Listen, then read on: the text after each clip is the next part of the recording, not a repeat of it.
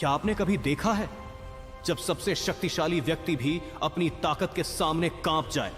किष्किंधा के जंगल में बाली अपनी अजेय शक्ति के नशे में पेड़ पौधों को उखाड़ फेंक रहा था और अमृत समान सरोवरों को मिट्टी में मिला रहा था। उसकी गर्जना पूरे जंगल में गूंज रही थी।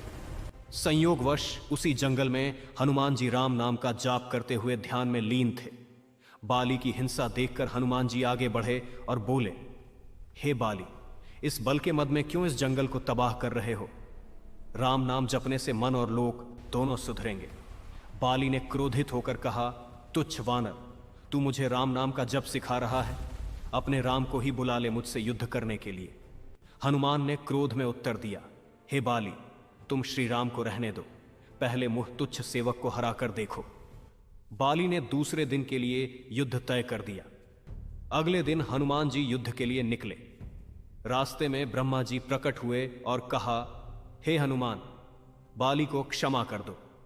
हनुमान ने कहा, नहीं, उसने मेरे आराध्य का अपमान किया है। ब्रह्मा जी ने कहा कि अगर युद्ध करना ही है तो केवल अपनी शक्ति का 10वां भाग ही लेकर जाओ। हनुमान जी ने ब्रह्मा जी को सर झुकाकर प्रणाम किया और चल दिए। जब हनुमान बाली के सामने आए तो हनुमान जी का आधा बल बाली में समा गया। बाली का शरीर फूलकर फटने लगा। ब्रह्मा जी ने कहा, अगर बचना है तो हनुमान से जितना हो सके दूर भाग जाओ। बाली तुरंत वहां से भागा। आगे ब्रह्मा जी मिले और बोले, इतना भी बल सहन नहीं कर पाए तुम। यदि हनुमान अपने पूरे बल के साथ युद्ध में आते तो तुम तुरंत परलोक सिधार जाते।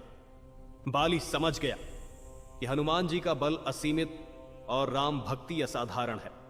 उसने हनुमान जी को दंडवत प्रणाम किया और कहा, हे हनुमान, आप तो इतने बलशाली होते हुए भी इतने शांत हैं, कृपया मुझे क्षमा करें।